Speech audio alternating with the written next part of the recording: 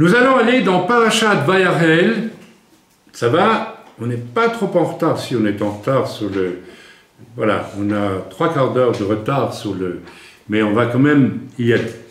Parashat Vayarel, donc c'est dans Shemot, en hébreu, l'Exode, chapitre 35. Et nous allons lire ce qui se trouve là. Nous n'allons pas lire toute la paracha, parce que le Seigneur m'a montré sur quoi m'arrêter. Et nous allons voir encore une fois, d'une manière absolument incroyable, extraordinaire, pas incroyable, croyable, puisque c'est écrit, mais extraordinaire, à quel point, tout ce qui, ici, il va être question de la construction du Mishkan. Le Mishkan, c'est le lieu saint, avec le lieu de sacrifice, et la tente, et tout ce qui va autour, que les Juifs ont construit sous ordre de Dieu à Moshe dans le désert. Donc, c'est le chapitre 35 de l'Exode. Voilà, vous y allez, c'est page 553 dans vos Chumash, si vous avez un Chumash, ou bien vous cherchez chapitre 35 de l'Exode dans votre Bible. C'est le même texte, mais beaucoup mieux écrit dans le Chumash, en français. Alors, on va voir ici quelque chose d'extrêmement extraordinaire, c'est que on va voir les qualités requises, c'est très intéressant, pour les hommes et pour les femmes qui vont participer à la construction du Mishkan.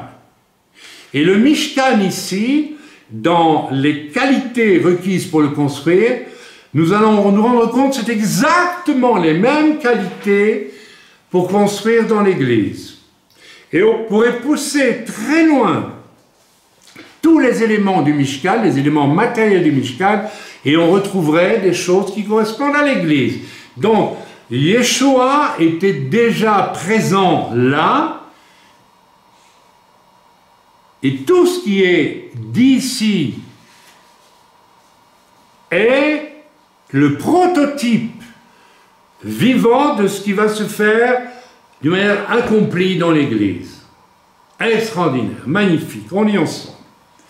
Je vais boire un peu parce que j'ai la bouche sèche.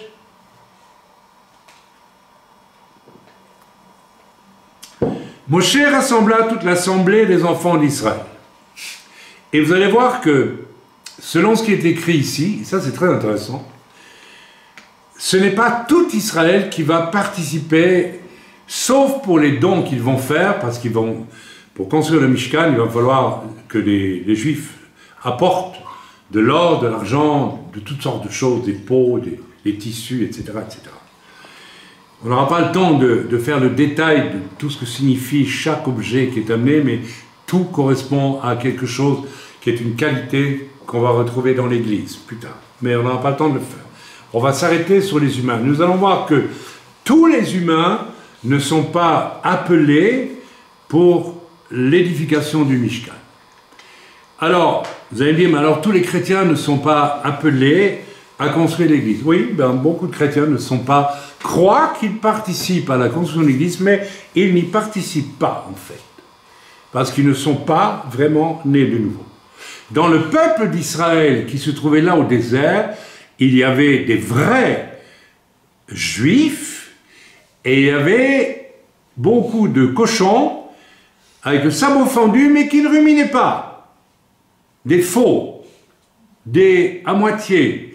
Nous avons vu dans les épisodes qui ont précédé, n'est-ce pas, la révolte de Corée, rappelez-vous, et puis l'épisode du veau d'or, qui est une abomination des abominations, et nous allons voir maintenant que Dieu a fait comprendre au peuple d'Israël ce qu'est le péché. Pendant que Moshe était sur le Sinaï, il faisait un veau d'or.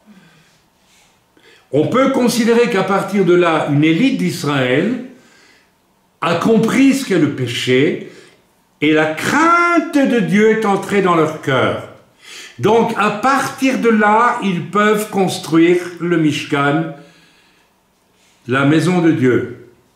De la même façon, dans l'Église, seulement ceux qui sont passés par une compréhension de ce qu'est le péché dans leur vie, la poubelle qu'ils ont été avant de venir dans une église, et qui ont découvert ce qu'est la crainte de Dieu, parce qu'ils se sont vraiment repentis. Réjouissez-vous, mes sœurs, vous qui êtes passés par là, parce que vos vies vont changer de fond en comble. De fond en comble. Ce n'est plus vous qui ferez semblant d'être chrétienne, c'est l'Esprit de Dieu en vous qui va agir. Moïse rassembla toute l'assemblée des enfants d'Israël et leur dit, voici les choses que Hachem a ordonné de faire. On pourrait dire la même chose aussi pour l'Église. Voici ce que Dieu ordonne de faire. Aller évangéliser, faire ceci, témoigner, tout ça et tout ça et tout ça. Mais pour que tout ça porte du fruit, il faut d'abord être passé par l'étape de la vraie conviction de péché, suivie de la découverte de ce qu'est la crainte de Dieu, et donc la soumission parfaite au Seigneur. 6 jours durant, le travail sera effectué, mais le 7e jour sera saint pour vous, jour de repos complet pour Hachem. Quiconque exécute un travail sera mis à mort. Vous n'allumerez de feu dans aucune de vos demeures le jour du Shabbat. Moïse parla à toute l'assemblée des enfants d'Israël. On pourrait s'arrêter sur le fait de ne pas allumer du feu le jour du Shabbat, parce que le feu est aussi une image de l'extrême activité. C'est très violent, le feu. Donc même le jour de Shabbat, les Juifs n'allument pas le feu. Je vous dis, une fois, à Jérusalem, j'étais sur ma terrasse et j'allumais un barbecue, et le Seigneur m'a interpellé, il m'a dit, tu sais ce que tu fais là? Il n'y a pas un Juif autour de toi qui le fait. Même ceux qui ne vont pas à la synagogue n'allumeront pas le barbecue. Peut-être qu'il y en a qui le font. Beaucoup même. Et j'étais mal à l'aise. J'ai dit, bon, je n'allumerai plus un feu le jour de Shabbat. Parce que c'est une image des choses de la chair et de l'âme très, très violentes, très fortes, le feu. Ben voilà, je ne vais pas rentrer dans les détails de ça maintenant. Moshe parla à toute l'assemblée des enfants d'Israël en disant, voici la parole que Hachem a ordonnée, en disant, prenez de chez vous un prélèvement pour Hachem. Tout homme que son cœur incite l'apportera en prélèvement devant Hachem.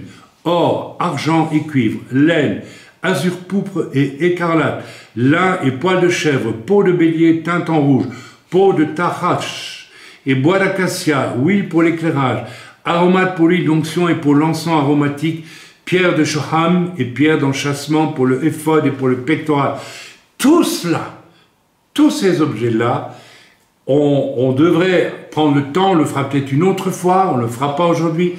Tout ça représente quelque chose qui va concerner plus tard l'Église. Une qualité, quelque chose. Un état d'esprit, que sais-je, qu'importe. On n'a pas le temps de le faire aujourd'hui, autrement on ne fera que ça.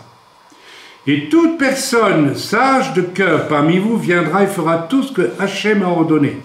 Le tabernacle, sa tente et sa couverture, ses crochets et ses planches, ses barres, ses piliers, ses socles.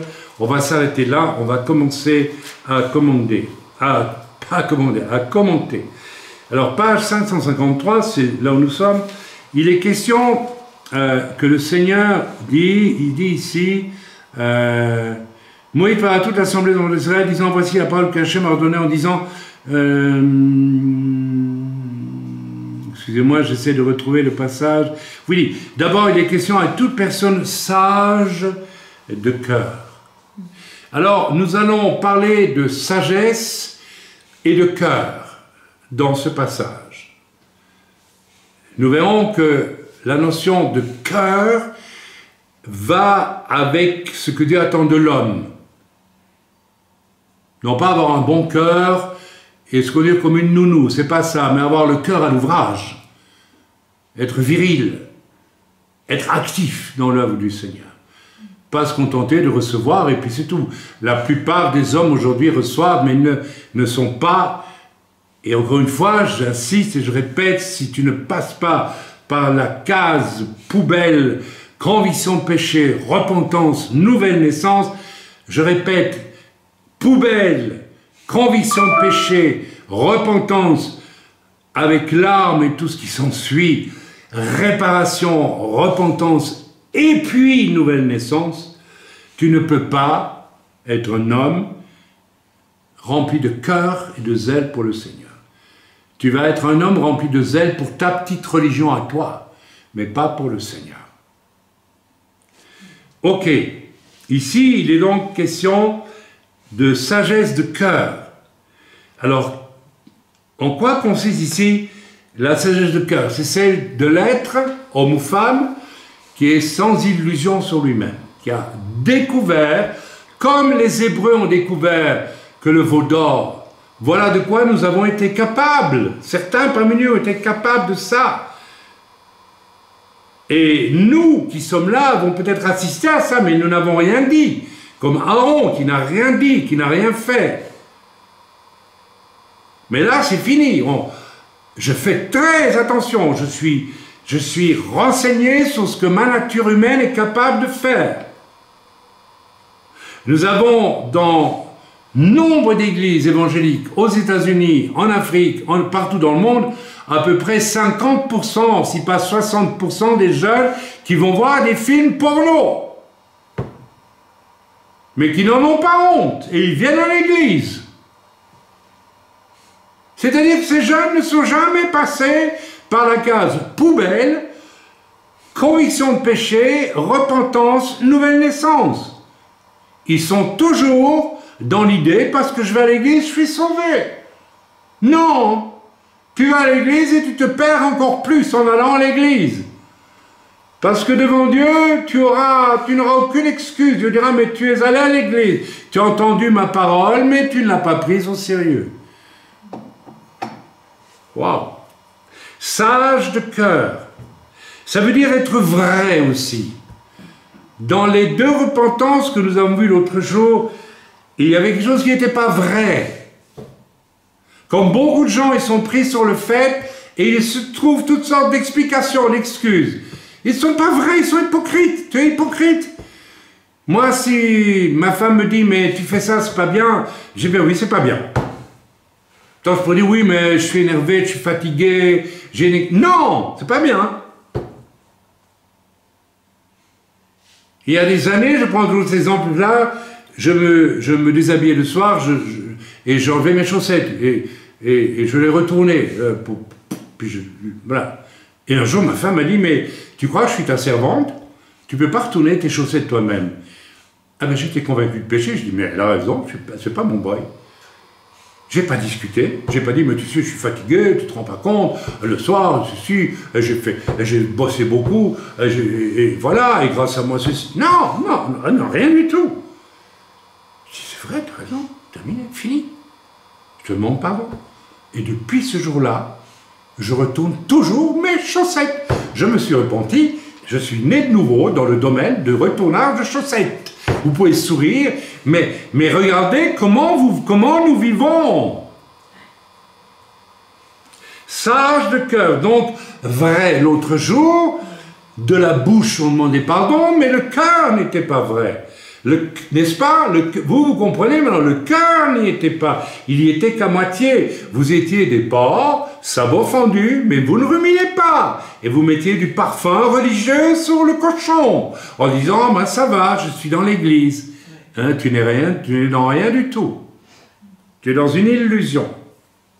Donc, si je suis vrai, je vais automatiquement voir la vérité de mon péché, en toute vérité, en toute lumière, en toute simplicité. Et donc, je vais avoir honte, je vais vraiment me repentir, et la crainte de Dieu va rentrer dans ma vie. En me souvenant aussi, une fois pour toutes et pour toujours, de ce que les Hébreux ici, dans Parashat Vayachel, se souviennent. Ils n'ont pas oublié l'épisode du veau d'or. Celui qui naît de nouveau, il considère la poubelle de sa vie avant de connaître le Seigneur, et il dit, mais qu'est-ce que je... Mais plus jamais. C'est pas une forme d'accusation, c'est simplement le souvenir de quelque chose que je ne vivrai plus jamais. Parce que je me suis vraiment repenti. Et je n'ai pas fait semblant de me repentir. Amen. Alors, maintenant, nous allons, n'est-ce pas, que je ne dise pas de bêtises, nous allons, page 555, et nous allons voir autre chose. Alors, je vais, excusez-moi, parce que, étant extrêmement fatigué, donc nous allons voir... déjà, page 553, donc en page de Shemot, n'est-ce pas, au verset 5. Nous lisons maintenant, « Prenez de chez vous un prélèvement pour Hachem, tout homme que son cœur incite. » Tout homme que son cœur incite.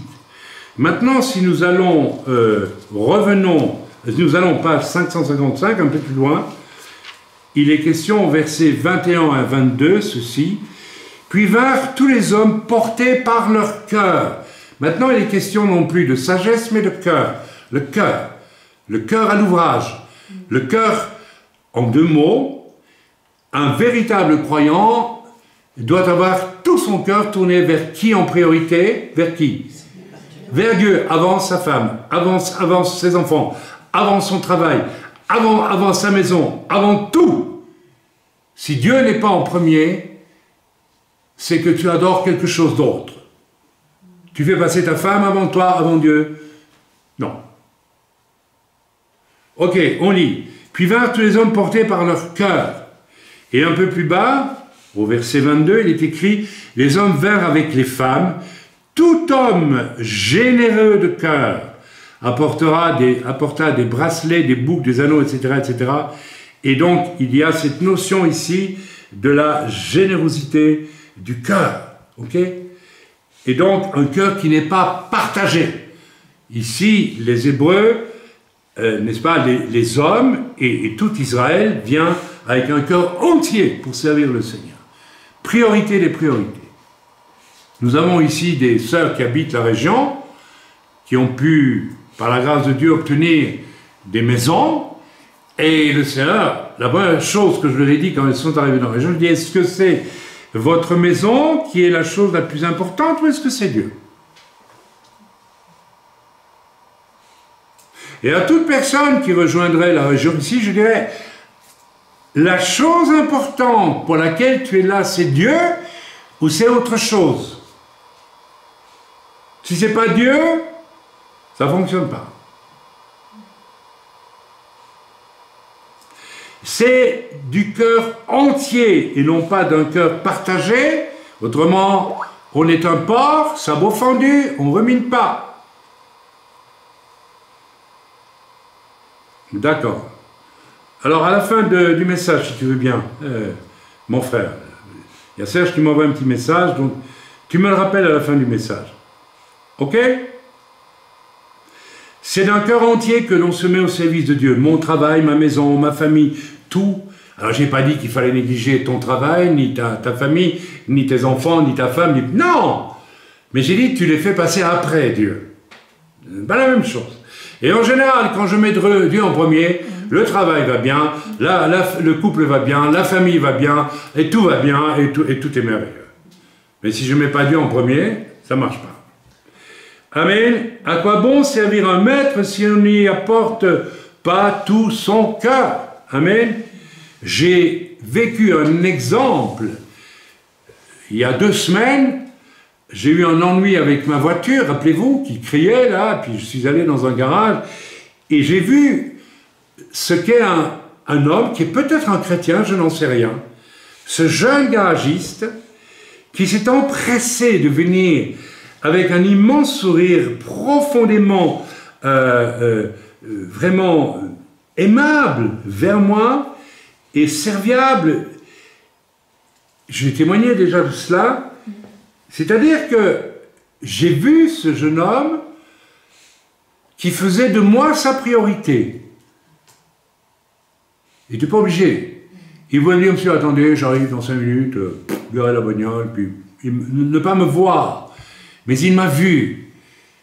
Et il a réparé la voiture pour moi. Je ne sais pas si vous comprenez. Et je l'ai félicité, j'ai dit, j'ai rarement vu un jeune qui travaille comme vous. On voit que vous aimez votre métier, et mieux que ça, vous aimez les gens pour qui vous travaillez. Il avait les larmes aux yeux, et on s'est quitté presque dans les bras l'un de l'autre. C'était un païen, il faut que j'aille lui porter un livret de témoignage. Et j'ai vu là ce qu'est un homme. Alors son collègue qui lui était au bureau, c'était tout le contraire. Et ouais, bon, ben voilà, oui, on va faire, etc., etc., puis salut mon vieux, goodbye, salut, paye, on ne m'en parle plus. Vous voyez, rien, pas de... Je vous donne cet exemple parce que même un païen peut avoir un cœur vraiment dirigé, au fond même sans savoir, vers Dieu. Parce qu'en faisant bien son travail, de la façon dont il l'a fait, par amour pour la personne, peut-être le dit-il chrétien, je me suis posé la question. Je vois tant de chrétiens, quand on leur demande un service, ben oui, mais on entend aussi parce qu'il faut bien. C'est pas d'un cœur entier. C'est vrai. Ça se voit. Si je me rappelle comment j'ai travaillé en centre culturel, je ne dis pas ça pour me vanter, mais quand j'ai travaillé pendant 7 ans après ma conversion, j'ai travaillé avec...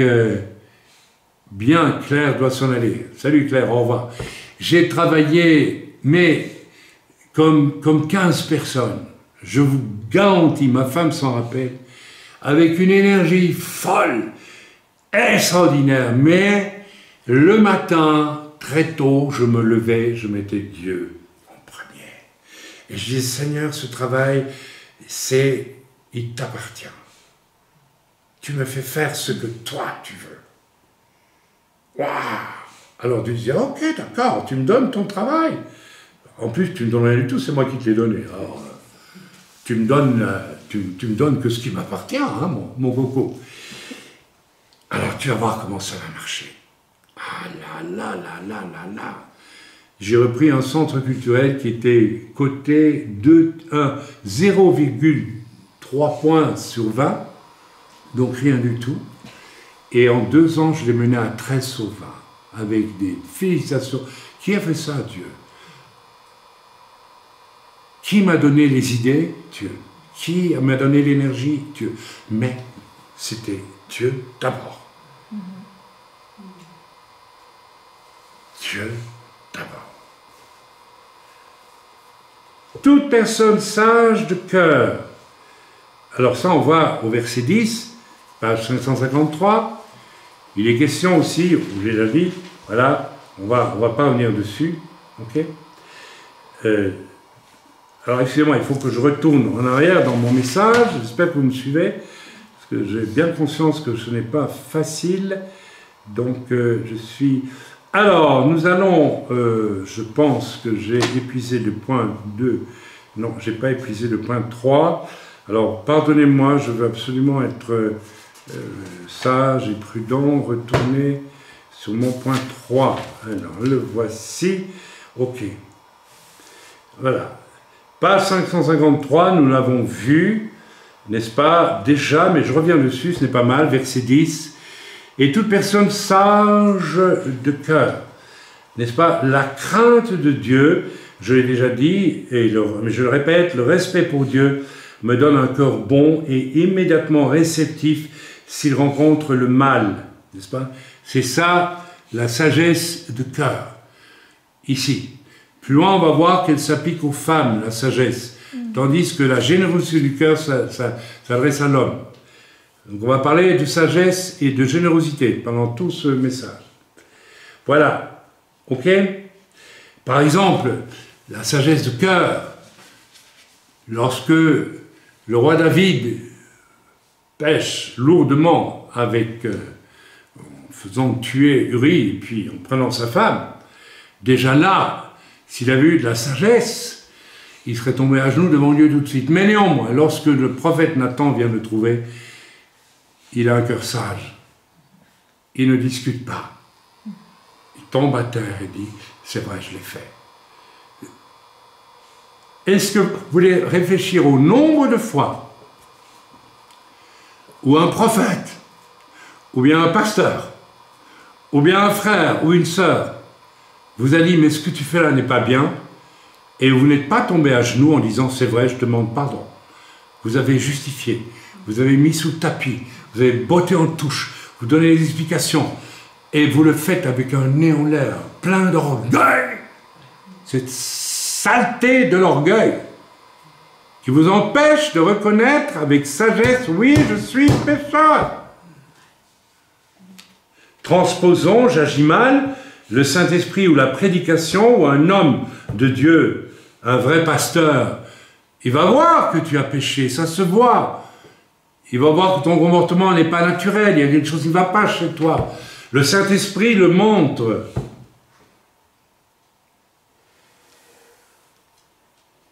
Et lorsque Dieu, à travers quelqu'un, ce qui est une grâce de Dieu, ce qui est un cadeau que Dieu te fait, mon frère, ma sœur, quelle est ta réaction à ce moment-là? En général, c'est « je botte en touche ».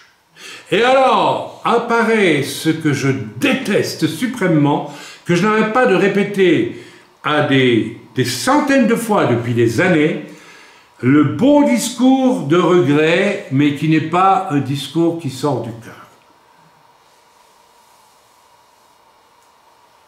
Le beau discours de regret, ou est-ce que ça va être la repentance d'un cœur bon et sensible, généreux, qui fait que je m'effondre devant Dieu et que j'arrête de me justifier, mais que je confesse clairement à Dieu et ma faute, et cela avec une réelle repentance, généralement avec larmes d'ailleurs. Je n'imagine même pas David à genoux devant Nathan, à côté de Nathan, avec les yeux secs, vous savez. Le sol a dû être rempli de larmes, au point que ça a pu faire pousser le grain de blé qui était là dans une rainure. Hein. Ça, je vous le garantis, c'est certain. Et ces larmes-là, on les voit souvent? Non, non, on ne les voit pas souvent. L'autre soir, elles y étaient... Oh là là, il y a eu des torrents de larmes. On va me dire, bon, ben, la prochaine fois, je vais essayer de pleurer. Non. Arrêtez de faire semblant. Arrêtez d'essayer de faire croire que vous repentez. Repentez-vous vraiment. Tant de personnes usent, n'est-ce pas, d'un stratagème qui cache leur orgueil et le refus profond d'une réelle repentance. Une repentance qui coûte le bottage en touche face au péché. Ah, ça c'est une attitude qu'on rencontre partout et tout le temps. Mais une vraie repentance du cœur.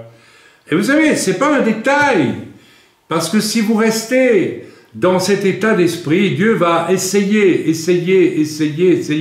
mais à un moment donné, si vous vous endurcissez dans cet état d'esprit, vous allez voir, vous allez vous éloigner du Seigneur. On l'a vu parmi nous. Ne cherchons pas ailleurs.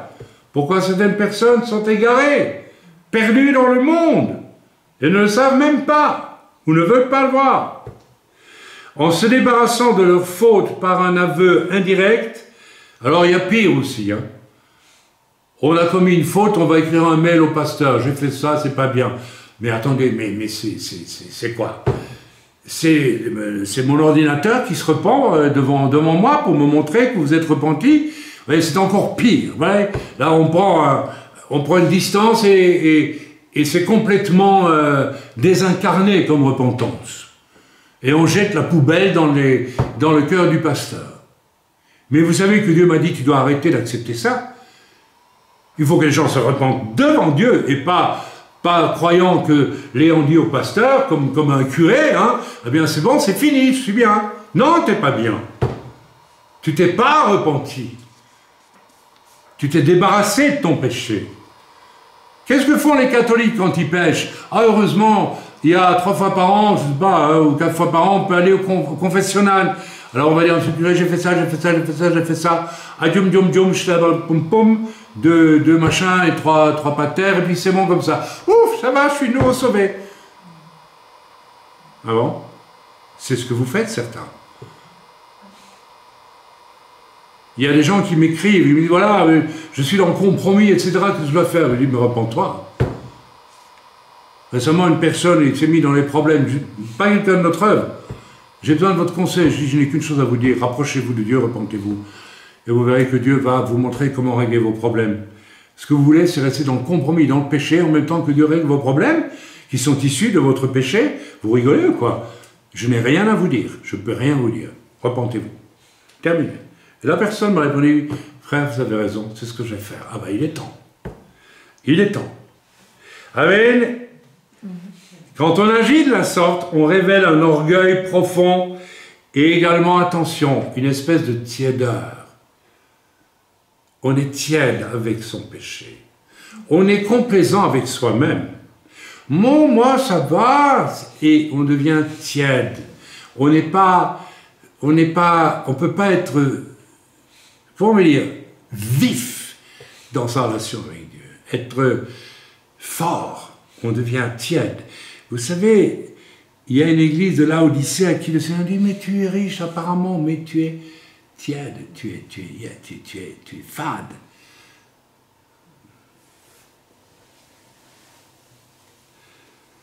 Et cette tiédeur, bien entendu, est celle de ceux qui n'ont pas connu la vidange d'un cœur nettoyé un jour par une vraie repentance. Et ils gardent au fond de leur cœur la racine du péché toléré. Parce que quand vous bottez en touche, vous décidez vous-même que le péché, vous le tolérez. Par orgueil. La preuve, combien de fois avons-nous vu des gens répéter le même péché? Combien de fois n'avons-nous pas répété le même péché? Une fois suffit. Je me repens vraiment devant Dieu. Je ne pêche plus jamais. Plus jamais. Si je pêche encore, c'est que je ne me suis pas repenti. Parce que l'orgueil m'en empêche. Parce que l'idée religieuse continue à me contrôler. Et je ne suis pas libre. Je ne suis pas un homme, une femme libre devant Dieu. Parce que sauvé par Dieu. C'est extrêmement important. Mes amis, ainsi étaient les pharisiens dont nous avons lu la petite histoire d'hypocrisie ce matin, rappelez-vous. Ainsi sommes-nous, nous aussi. Nous ne sommes pas différents, c'est la même chose.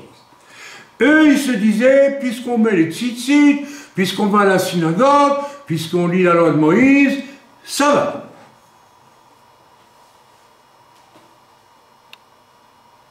Mais ils vivaient dans le péché jusqu'au cou, mais ça, pas grave, ils sont sauvés. Beaucoup de chrétiens vivent comme ça aussi. Les hommes de bon cœur travaillent pour la construction du Mishkan. Traduction, les hommes de bon cœur travaillent, en ce qui nous concerne, à l'édification de l'Église locale et donc universelle, cosmique même. Les autres, qui ne sont pas des hommes de cœur, des hommes qui donnent tout à Dieu en premier. Ok, c'est ce que Dieu attend des hommes et ils ne peuvent pas avoir d'autres femmes que des femmes comme cela.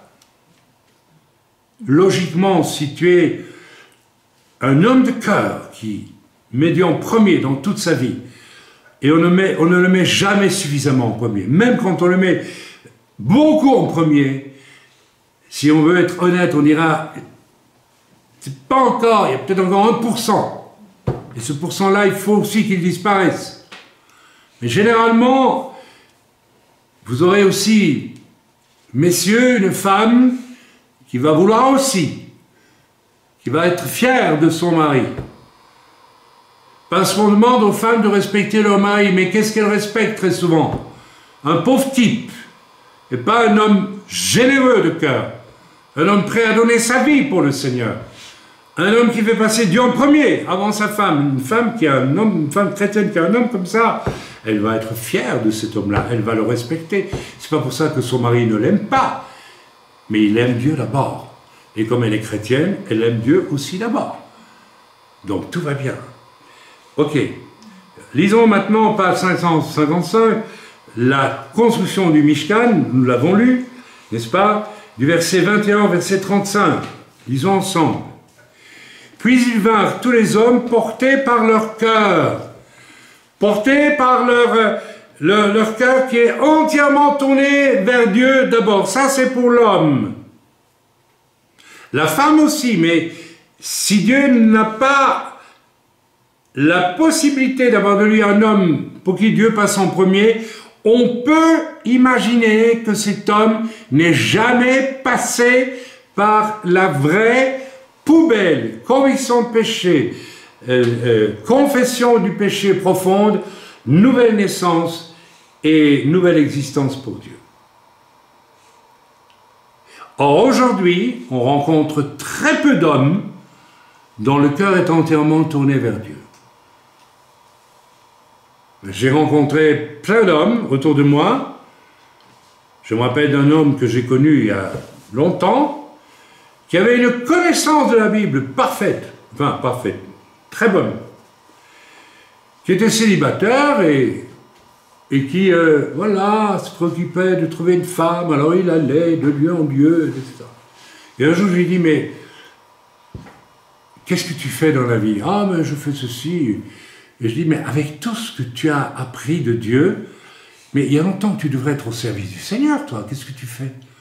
Ah non, non, non, je ne peux pas parce qu'il faut que je fasse ceci, il faut que je fasse cela, et puis je n'ai pas encore trouvé de... Ah bon? Cet homme connaissait bien, apparemment, la vie chrétienne, mais il n'est jamais passé par une vraie nouvelle naissance. Il s'illusionnait sur lui, c'est effrayant, c'est absolument effrayant. Ce n'est pas pensable qu'un homme né nouveau ne devienne pas ces hommes de cœur. Puis vinrent tous les hommes portés par leur cœur. Et tous ceux que leur esprit avait porté à la générosité apportèrent le prélèvement de Hachem pour le travail de la tente d'assignation, pour tout son ouvrage et pour les vêtements sacrés. Verset 22, les hommes vinrent avec les femmes, tout homme généreux de cœur apporta des bracelets, des boucles, des anneaux, des ornements, toutes sortes, etc., etc. Amen. Généreux, des hommes de cœur. Ok? Ici, les hommes de cœur. Et voilà, on l'a vu, on va aller page 555, verset 21. Les hommes portés par leur cœur, enthousiastes, entiers, généreux, hommes de foi, de courage, avec des entrailles de bonté, hommes saints craignant Dieu. Waouh, waouh, waouh, waouh. Pour construire le Mishkan, et donc pour construire l'Église aujourd'hui, voilà le genre d'hommes que le Seigneur veut utiliser. Où sont-ils? Où sont-ils? Je lance le défi. Où sont-ils? Je vais vous dire une chose aussi. Certains, vous n'avez pas une haute opinion de vous-même alors que vous êtes des enfants de Dieu et le diable vous freine avec ça. Si vous êtes vraiment sauvés, vous n'avez pas de difficulté à croire que vous êtes un homme de valeur pour Dieu, enthousiaste, entier, courageux, généreux, homme de foi, avec des entrailles de bonté aussi. Homme saint, craignant Dieu. Voilà. Mes amis, nous sommes là, tellement loin de l'homme démissionnaire comme on le voit partout. J'ai rencontré une majorité d'hommes lâches en 40 ans de vie avec le Seigneur. Où j'ai rencontré beaucoup de gens qui aimaient parader, paraître. Ah oui, beaucoup. Mais des hommes d'un cœur entier pour Dieu, prêts à mourir pour Dieu. Je n'ai pas rencontré beaucoup. Mais là, les Hébreux qui construisent le Mishkan, pour construire une maison de matériel, il fallait ces qualités-là. Et nous, dans l'Église, nous n'aurions pas ces qualités-là. Alors les Juifs qui ont construit le Mishkan, ils battent la plupart des hommes aujourd'hui. Voilà, alors maintenant, lisons le verset 25, nous allons parler des femmes. Et toute femme sage de cœur fila de ses mains, et elles apportèrent tout filé, la laine, azur, pourpre, écarlate et le lin, et toutes les femmes que leur cœur portait à la sagesse filèrent le poil de chèvre, etc., etc. Et les princes apportèrent... Alors on voit ici que c'est tout de suite, les femmes apportent quelque chose.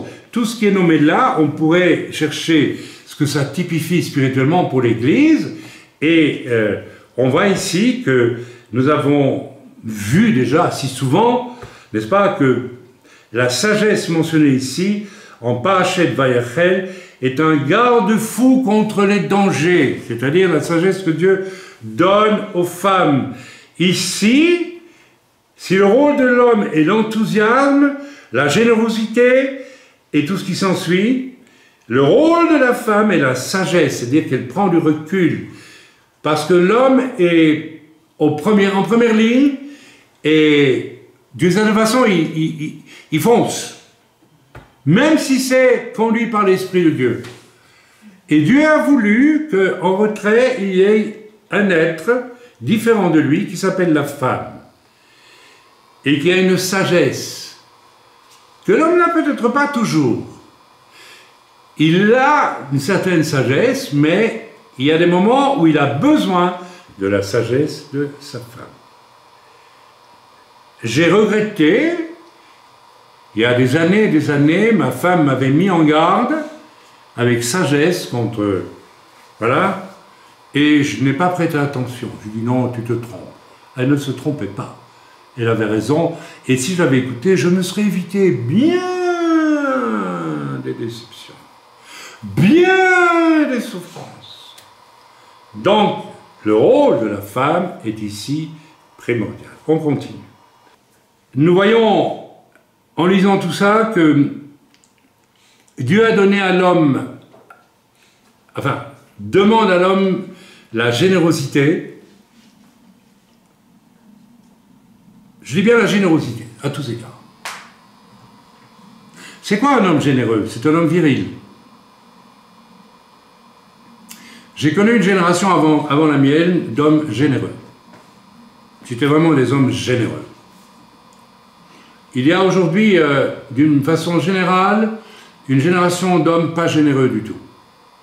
D'éternels adolescents, préoccupés de leur plaisir, de leur satisfaction, de leur bonheur, de tout ce que vous pouvez imaginer, mais pas généreux du tout. Ok? Nous avons vu que pour aider l'homme dans sa générosité, Dieu lui donne la sagesse d'une épouse, sans laquelle il risque de se tromper par moments, même en étant généreux pour Dieu. Il peut, voilà. Je crois que tu es d'accord avec moi. Ma femme est d'accord avec moi. Elle ne va pas dire le contraire. Parce qu'autrement, ce serait grave. Voilà. Nous allons aller au chapitre 36 maintenant, et nous allons lire des choses intéressantes. Alors maintenant, on entre dans la phase construction du Mishkan, de la maison de Dieu. Hein. Betzalel, alors, je vous dis tout de suite que Betzalel est un personnage très particulier. Je ne sais pas, je vais poser la question, est-ce que, à votre avis, il typifie un personnage en particulier? Quelqu'un aurait-il la réponse? Non. Je ne crois pas que vous l'ayez, mais ça ne fait rien. Je vous le donnerai à la fin. Je vous dirai qui le typifie, c'est important. Betzalel exécutera, c'est-à-dire construira, fera, avec Aholiab et tout homme sage de cœur. Alors c'est intéressant ici parce qu'à présent, nous avons des hommes sages de cœur. Alors, on avait cru que l'homme était généreux, la femme était sage, maintenant on a des hommes sages de cœur. Ça veut dire que pour construire la maison de Dieu, parce que c'est de ça qu'il va s'agir, il faut non seulement de la générosité, mais il faut aussi que l'homme acquiert la sagesse, tout en continuant à faire attention à la sagesse de son épouse. Mais l'épouse doit aussi apprendre à comprendre que si son mari devient de plus en plus sage, ça ne sert à rien de lui casser les pieds par moments en lui disant les choses qu'il a comprises. C'est un détail. Ça, c'est ce qui se passe. C'est bon signe. Quand un homme a de moins en moins besoin de la sagesse de son épouse, eh bien, il devient plus sage lui-même, d'accord? Il ajoute à sa fougue, à sa générosité, à son cœur généreux, il ajoute la sagesse, alors il devient intelligent. Ceci est intéressant. C'est-à-dire que l'homme devient persévérant dans son énergie généreuse, mais il devient aussi intelligent, et le Saint-Esprit va aider l'homme alors à avoir de la sagesse aussi, dans son enthousiasme pour exécuter tout le travail, et tout l'ouvrage. Ici, le cœur ardent et la sagesse sont associées chez les hommes. Pour l'Église, nous retrouvons là les qualités de qui? D'un ancien, d'un diacre et de bien entendu tous les 5 ministères. J'ai rencontré des ministères remplis de fougue, mais sans sagesse. Ça existe malheureusement, beaucoup. Il faut donc peut-être suggérer à ces ministères, qui en général font souffrir beaucoup leurs femmes, j'ai vu ça aussi, parce qu'ils traitent leurs femmes comme des êtres inutiles. Je sais, j'ai de la fougue, c'est moi qui ai le ministère, toi, tu es à la cuisine. C'est caricatural, mais c'est parfois un peu ça. J'ai vu ces femmes dans des rencontres de pasteurs qui étaient à moitié mortes sur leur chaise, parce qu'on ne leur donnait pas leur place et que les hommes croyaient être des souverains dans leurs décisions et qu'ils manquaient, mais alors complètement, de sagesse à de multiples occasions. Et c'est une des raisons pour lesquelles il y a tant de destruction dans l'Église, corps de Christ en général. Tant de choses mal réglées, des conflits, des conflits qui font honte, parce qu'il n'y a pas d'écoute des femmes qui ont une sagesse et du recul. Vous savez, certaines disputes entre serviteurs de Dieu, si on écoutait les femmes, elles diraient « Écoute, arrête, ça en vaut vraiment pas, tu ne dois pas faire ça. Ce n'est pas le désir de Dieu. Si cet homme est comme il est, laisse-le, mais ne te dispute pas avec lui. » Le Seigneur veut que l'Église soit une, et pas séparée. Chez cet homme-là, nous trouvons l'enthousiasme et la sagesse qui se mêlent. Au maximum de ça, bien, on voit un homme comme Étienne, avec un cœur immense pour le Seigneur, au point qu'il est prêt à mourir pour lui. Et un homme rempli de sagesse, parce qu'il trouve les mots justes pour dire au Sanhédrin qui veut le juger ce qu'il doit lui dire. Voilà. Et il meurt, bien sûr. En fait, il a réuni, lui, le cœur ardent pour Dieu et la sagesse. Il peut aller auprès du Seigneur, il peut rejoindre le Seigneur. Et nous allons devoir tous avoir ces 2 qualités venir en nous. Ok. Verset 2, à nouveau porté vers son cœur. Vous pouvez lire dans le chapitre 36. Moïse convoqua Betsalel, Ahooliab et tout homme sage de cœur. Là, on a compris, ça veut dire un homme sage de cœur dont Hachem avait doté le cœur de sagesse. Tout homme porté par son cœur pour s'approcher du travail, pour l'exécuter. Ok? Maintenant, lisons à partir du verset, on peut lire jusqu'au verset, voilà, verset 7 à 13. Voilà, alors on peut lire même, voilà. Alors on peut lire à partir du verset 4, « Tous les sages qui accomplissaient tout le travail sacré vinrent chacun du travail qu'ils exécutaient et s'adressèrent à Moshe en disant, « Le peuple apporte plus qu'il ne suffit pour le travail de l'ouvrage que Hachem a donné de faire. » Ici, d'abord, je l'ai dit, admettons que nous sommes loin, mais très loin, n'est-ce pas, de ces qualités, voilà, etc., etc. Alors, je cherche de nouveau mes notes. Voilà, j'ai loupé des choses, mais ça ne fait rien. Je pense que l'enthousiasme de cœur et la sagesse des hommes et la sagesse des femmes, n'est-ce pas, réunis, amènent quelque chose de vivant, quelque chose de sain, quelque chose qui vraiment est au service du Seigneur. Et qu'est-ce que ça entraîne? Regardez, pour le peuple, tout le peuple d'Israël, l'enthousiasme du peuple qui suit. Ceci est capital.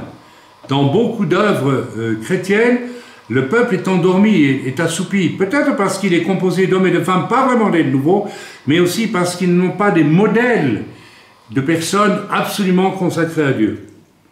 Alors à nous de voir si nous ne sommes pas des nouveaux et que nous avons des modèles de consécration réelle à Dieu, nous avons un problème si nous-mêmes ne grandissons pas dans la consécration à Dieu.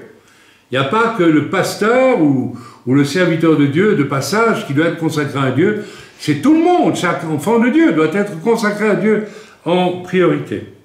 Amen.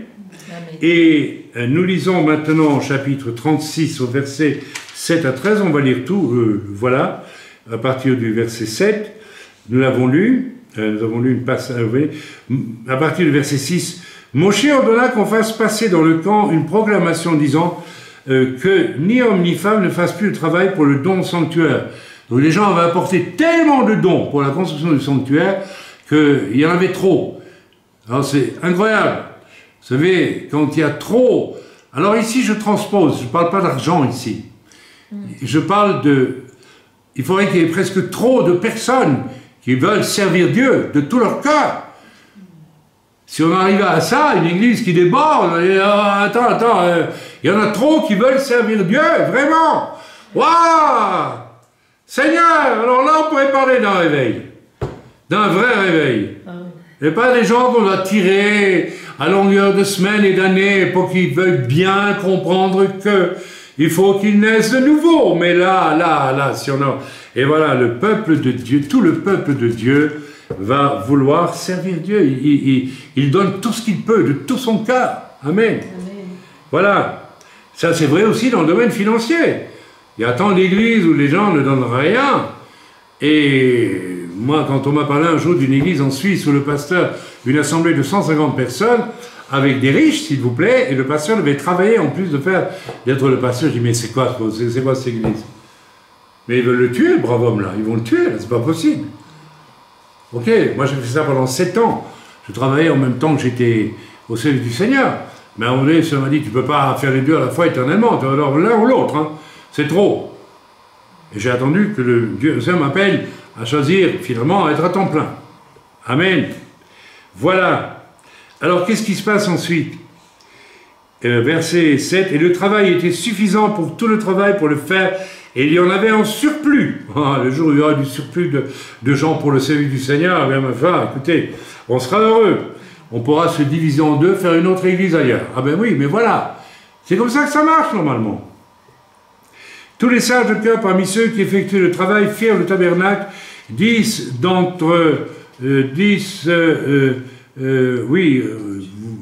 tentures de lin retordues avec de la turquoise, poupée écarlate, c'est avec un motif tissé de kérouvim qu'on les fit. Je ne vais pas m'attarder sur tout ça. La longueur de chaque tenture, et alors il décrit tous les détails de tout ce qui est fait pour construire le Mishkan, et à la fin, au verset 13, qu'est-ce qui est écrit? Et le tabernacle devint un.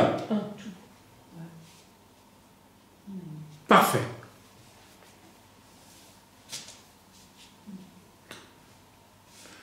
Et l'église locale ou universelle doit devenir une. Et nous avons combien de dénominations sur la terre aujourd'hui qui se mangent le nez? Admettons que nous en sommes très loin, même dans notre œuvre. Est-ce que nous sommes vraiment tous nés de nouveau, acharnés en tant qu'hommes généreux pour servir le Seigneur, et non pas moi et ma maison? Il est écrit, moi et ma maison, nous servirons l'Éternel. Est-ce que c'est tellement certain, messieurs, vous qui m'écoutez, que c'est vraiment l'Éternel qui est la personne que vous voulez servir avant tout le reste? Si c'est le cas, et s'il y avait des problèmes dans votre foyer, votre famille, vous allez voir que Dieu va arranger les choses. Mais remettez les priorités en place. Autrement, vos problèmes vont encore s'aggraver. Ça, c'est sûr. Alors, je termine ce message avec le recul et l'âge. J'ai saisi une des raisons pour laquelle nous ne sommes pas un. J'ai fréquenté des rencontres de pasteurs dans lesquelles je ne peux plus aller. J'ai essayé d'organiser ici des rencontres de serviteurs de Dieu, ça a foiré. J'ai côtoyé toutes sortes de chrétiens. J'ai essayé d'être ouvert à tous, sans tenir compte du fait qu'ils ne partageaient pas nécessairement les mêmes visions doctrinales que moi sur le Saint-Esprit, etc. Mais malgré tout, j'ai vu que, à part avec un frère, un certain Hervé, que nous connaissons tous, qui n'est pas issu d'un milieu où on prie pour le baptême du Saint-Esprit, mais qui nous a jamais regardé de travers pour autant, et qui va venir même parmi nous bientôt, parce qu'il a un cœur bon et généreux. Vous voyez, ça, c'est un homme. Toutes les lettres que j'ai reçues d'Hervé depuis des années maintenant sont des lettres d'un homme qui a la crainte de Dieu et qui n'a qu'un objectif, c'est plaire à Dieu. Il n'a pas d'autre objectif. Eh bien, la raison pour laquelle l'Église n'est pas un, en bien des endroits, que ce soit au niveau local, ou au niveau régional, ou national, ou bien même universel, c'est que beaucoup de bons et de moins bons enthousiasme d'hommes a été généré. De la part d'hommes qui n'écoutent pas leurs femmes. Et qui croient que parce qu'ils sont appelés par le Seigneur au service du Seigneur, ils sont des maîtres en la matière et ils n'ont pas besoin d'apprendre la sagesse. Et je dois dire que tout homme, non seulement, si Dieu permet qu'il donne une femme qui va lui donner des conseils de sagesse, c'est pour lui dire, tu manques quand même de sagesse, mon coco. Même si Dieu t'a choisi, tu manques de sagesse. Et Dieu te demande d'écouter ta femme. Déjà, première étape. Deuxième étape, commence à demander de la sagesse à Dieu aussi. Nous connaissons tous le passage dans Jacques qui nous dit, n'est-ce pas, si quelqu'un manque de sagesse, je l'ai ici, épître de Jacques, voilà. Si quelqu'un d'entre vous manque de sagesse, qu'il la demande à Dieu, qui donne à tous simplement et sans reproche, et elle lui sera donnée, mais qui la demande avec foi. Ça, c'est pour introduire le message de l'après-midi. La demande faite avec foi, et pas du bout des lèvres, je demande ça, Seigneur, je ne suis pas trop sûr, tu vas me le donner. Là, tu n'obtiendras jamais rien. Sans douter, car celui qui doute est semblable au flot de la mer, agité par le vent et poussé de côté ou d'autre, qu'un tel homme ou une telle femme ne s'imagine pas qu'il recevra quelque chose du Seigneur. C'est un homme irrésolu, inconstant dans toutes ses voies. Ça, c'est pour l'après-midi. Mais nous retenons le début du verset. Si quelqu'un d'entre vous manque de sagesse, qu'il la demande à Dieu. Alors, une des choses les moins sages que j'ai vues chez les hommes, je parle des masculins, pas des humains, c'est le refus de comprendre que nous manquons beaucoup de sagesse. Et ça nous parle de quoi? Dites-le tout haut, de l'orgueil. Toujours l'orgueil.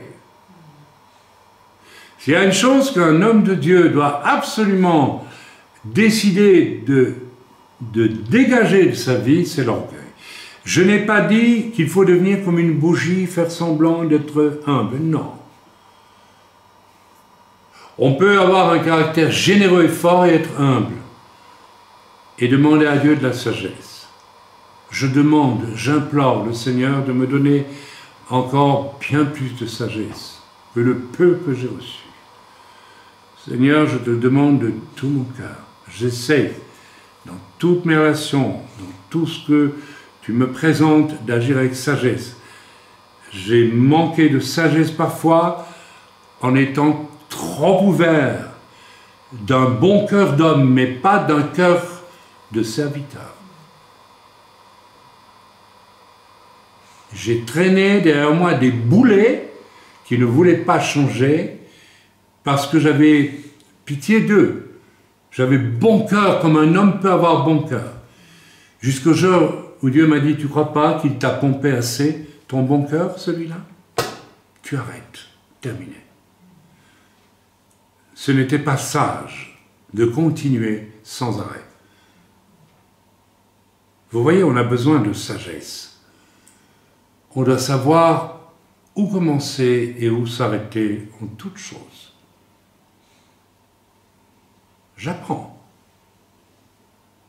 J'apprends. Dans toutes mes relations, j'apprends à avoir de la sagesse, celle que Dieu me donne, et pas celle de mon bon cœur, de Belges du Nord. Les Belges ont bon cœur. De bon pourquoi?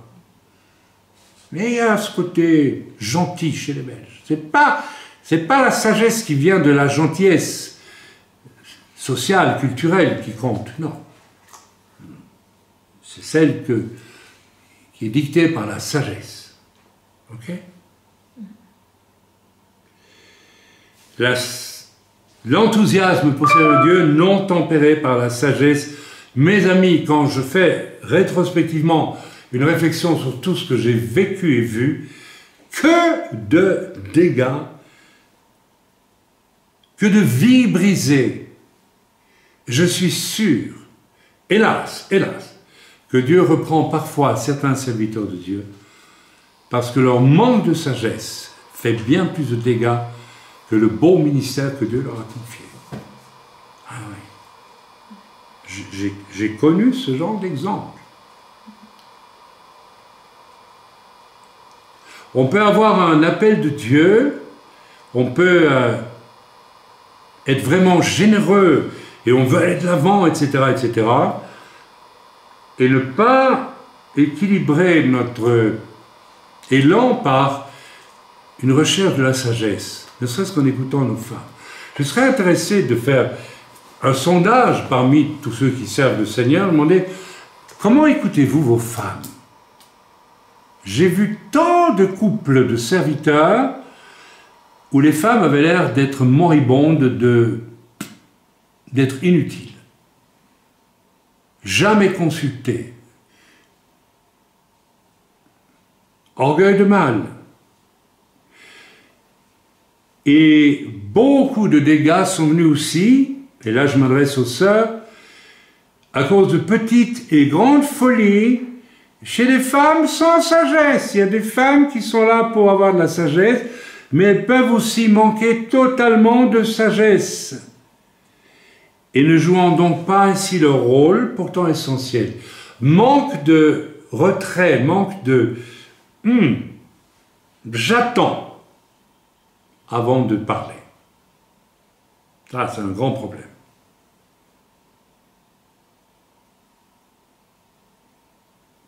Par exemple, tempérez quand il le faut l'énergie de votre époux. Mais essayez de comprendre aussi que votre époux n'est pas une femme. Bien sûr que si vous éduquez un enfant comme un homme le ferait, après vous l'avez mis au monde, il va avoir un problème. L'enfant a besoin de tendresse. Et le père donnera de la tendresse aussi, mais il donnera autre chose. L'autorité. Ne demandez pas à un homme de ne pas être quelqu'un qui a l'autorité. Et certaines femmes ont peur de l'autorité d'un homme, et alors elles veulent tempérer là. Ça, c'est une erreur gravissime. Ce n'est pas l'Esprit de Dieu qui vous dirige dans la sagesse, c'est votre propre cœur qui vous conduit dans une mauvaise sagesse. Et vous amenez des dégâts, de graves dégâts. Ça peut amener de grands dégâts. L'homme qui n'écoute pas sa femme et la femme qui écoute ses sentiments et pas le Seigneur cause de grandes destructions. Évidemment, quand nous vivrons avec le Seigneur au ciel et revenant sur la terre avec lui, après l'enlèvement, nous aurons appris les bons mécanismes que l'on peut qualifier à la fois de courage et de sagesse, le courage requis surtout à l'homme, mais aussi, voilà, et nous aurons appris à les faire vivre en harmonie en nous, que nous soyons hommes ou femmes d'ailleurs. Ok? Sagesse de cœur chez la femme, et force et courage chez l'homme. Mais mes amis, pourquoi attendre le ciel et vivre sottement dans l'anarchie? Commençons dès à présent.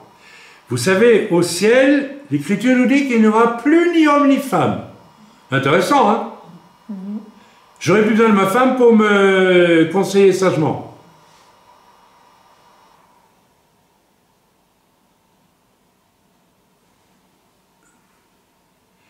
Mais nous serons hommes et femmes des êtres qui ne sont plus ni hommes ni femmes dans leur spécificité terrestre, mais parfaitement ajustés dans la sagesse et dans l'adoration de Dieu, dans la virilité, dans la dévotion totale à Dieu.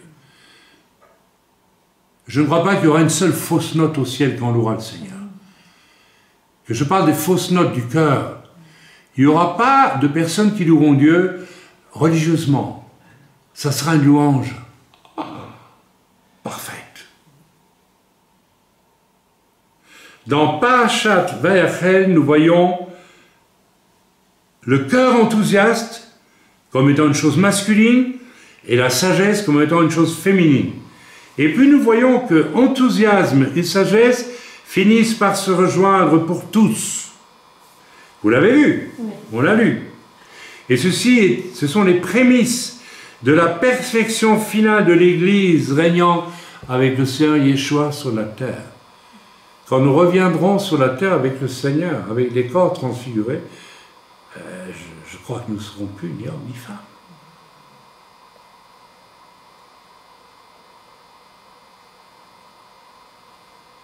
Waouh! C'est merveilleux ça. Nous serons de retour avec les élus de Dieu. Nous ne serons plus hommes ni femmes. Nous aurons les corps transfigurés. Nous serons parfaitement sages et parfaitement dynamiques. Et le Saint-Esprit pourra, ça, construire son Église sur la terre de façon parfaite. Maintenant, qui est Betsalel, ce fameux Betsalel? Ben, pour le comprendre, nous lisons « Betsalel exécutera avec toute une série de personnes, hommes et femmes, qui est celui qui va exécuter l'Église parfaite sur la terre quand il reviendra? Yeshua. Betsalel ici est un type du Messie, de Yeshua.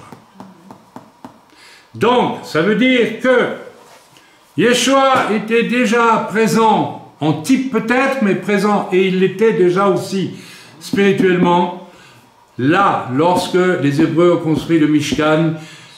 Et si on veut réétudier à fond tous les symboles de ce qui est décrit dans le Mishkan, on va découvrir l'Église dans toute sa beauté, dans tout son épanouissement. Si ça me conduit à le faire, la semaine prochaine je le ferai, mais vous pouvez aussi le faire vous-même. Vous retournez chez vous et vous demandez au Seigneur de vous montrer ce que signifie tout ce qui est, voilà, les poils de chèvre, le pourpre écarlate, la laine azur, etc., les peaux de bélier teintes en rouge. Alors, voilà, pourquoi teinte en rouge? Le sang qui coule. Ça nous fait penser à quoi, le rouge? Le sang. Le sang. Et qu'est-ce qu'on offrait? Qu'est-ce qu'on offre à Yom Kippour? Un bélier pour l'Éternel, un bélier pour Azazel. C'est un bélier, n'est-ce pas? Donc, un bouc. Ouais, un bélier, bouc, c'est la même chose. Donc là, quand Moshe a dit, Dieu a dit qu'il faut pas teindre le plafond en peau. C'était pas un vrai temple, hein, c'était un temple, mais tout ce qui est dans le Mishkan, on va retrouver dans le temple de pierre, plus tard, en pierre. Pas le temple de pierre, mais le temple en pierre. D'accord, on a compris. Et là, déjà là, donc ils ont sacrifié des béliers, ils n'ont pas pris de la couleur, hein, pas pris une boîte d'aquarelle, ils disent bon, on va teindre en rouge. Hein. Non, ils ont pris du sang de bélier, ils ont teint. Là, ils ont dû se poser des questions. Alors, il ne fallait pas être très malin parce qu'un peu plus tard, au moment de Yom Kippour, ils vont sacrifier des béliers. Vous pensez, l'hébreu à l'époque, il a dû faire une relation. Oui, le sang des béliers pour couvrir le Mishkan. Donc ça veut dire quelque chose. Ça annonce prophétiquement que du sang va tout couvrir. Et dit, je me souviens que lorsqu'on est sorti d'Égypte, le sang nous couvrait sur les linteaux. Qu'est-ce que ça veut dire? Quel est ce sang? Pourquoi le sang? De là à comprendre qu'un jour Dieu va apporter un sacrifice parfait, unique et définitif, qui est celui de Yeshua, ben écoutez, il y avait un chemin tout tracé. Et vous pouvez analyser tout ce qui est dans les éléments de construction du Mishkan, faites-le, étudiez, essayez de comprendre vous-même ce que ça peut représenter. Devenez intelligent, devenez sage. Amen. Voilà. Frères et sœurs, on en reste là pour le message du matin. J'espère, c'était pas facile du tout pour moi de construire ça et en même temps de donner le message sur The Chosen, plus préparer le message de l'après-midi. La semaine prochaine, ça sera plus léger, nous aurons un message unique le matin, ici on en a eu 2, mais ils se suivent. La semaine prochaine, on aura par exemple le message du matin, là, le premier, et on aurait celui de l'après-midi, Donc, parce que là, je vous donne 4 messages aujourd'hui. Donc, soyez bénis dans le nom de Yeshua, et puis, commençons à méditer tout cela.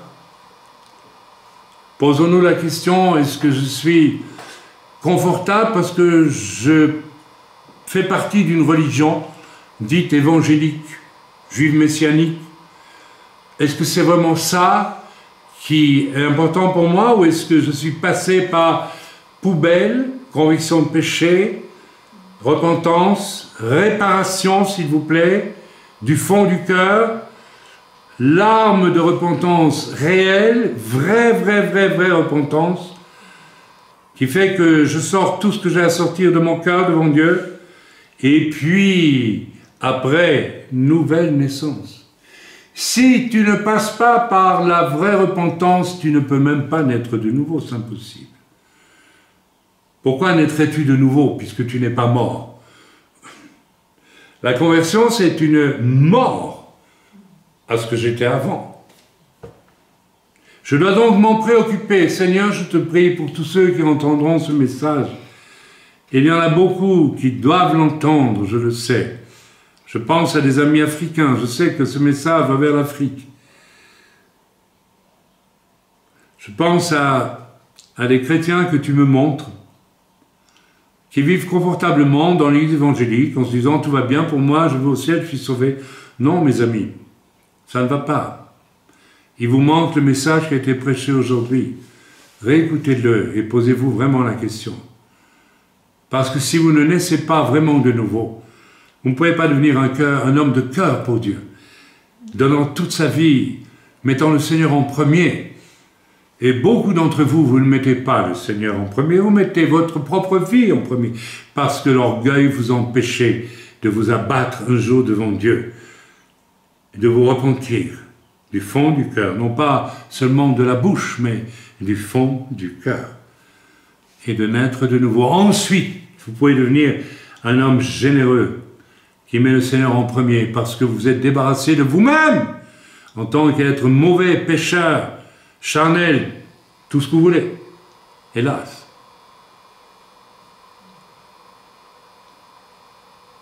Et après, en étant attentif à la sagesse que donne votre épouse, qui est là pour vous montrer que vous en manquez, aussi important soit ton ministère, ou ton appel, ou ton service, ou ton diaconat, qu'importe.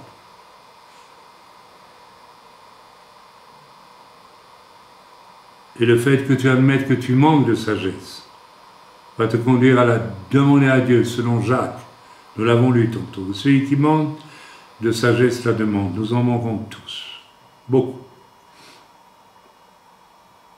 Plaise à Dieu que cette parole aille atteindre les cœurs là où il le faut, dans le bon nom de Yeshua. Amen.